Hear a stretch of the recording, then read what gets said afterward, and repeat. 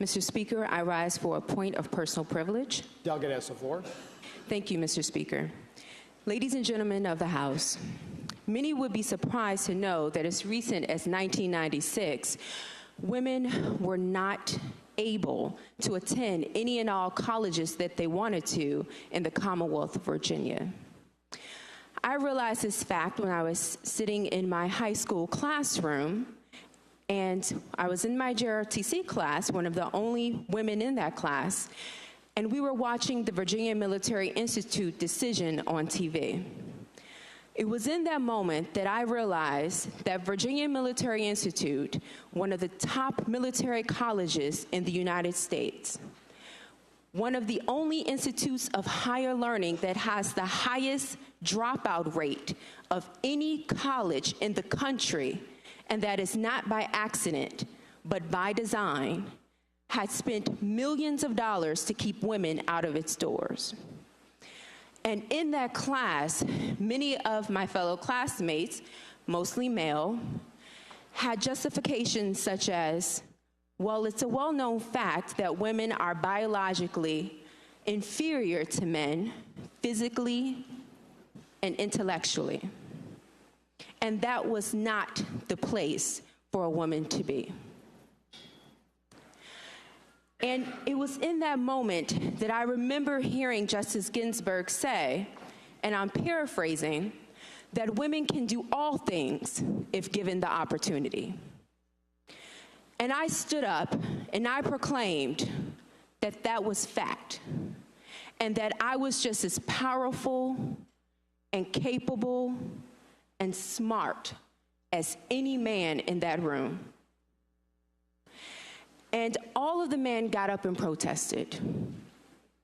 And my best friend, who was going to go to West Point, he walked up to me and he said, I'm going to go to VMI with you because I want to be there to watch you when you fail. And that was his truth. That's what he believed. And so he went to VMI with me, along with another male cadet. And when they got their head shaved bald, so did I. When they put on a man's uniform, I put on a man's uniform. And I marched and sweat and bled beside the hundreds of other male cadets. I stand before you now to say that I am proud that out of the other two male cadets to go, that I am the only one to walk across that Virginia Military Institute stage. It is something I'm very proud of.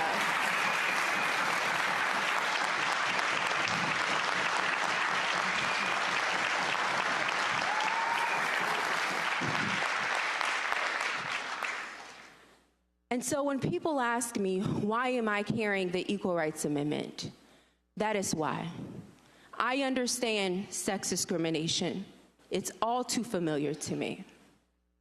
And when people say things such as, well, look where you are now, I say, well, look at things such as the Violence Against Women's Act.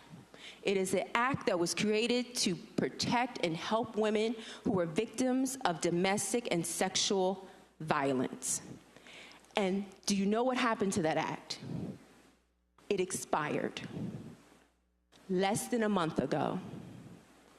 That is the problem.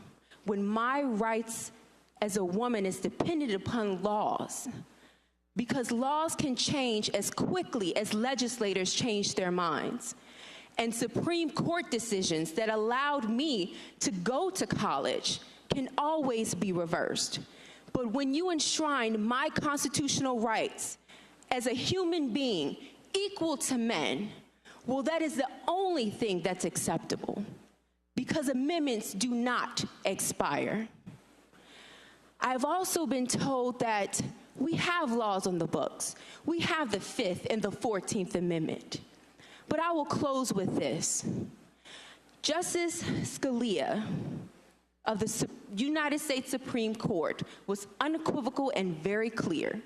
He was asked specifically, if the Constitution protects women against sex discrimination, And he says, and I quote, "The Constitution does not require discrimination on the basis of sex.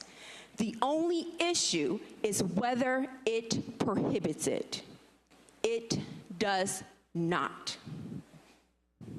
81% of Virginians have recently reported that they want the Equal Rights Amendment to be ratified here in Virginia. Now the question is, will we listen? The message is clear. Equality should be for everyone. And I'm here to protest to all of you that everyone should be for equality. Thank you.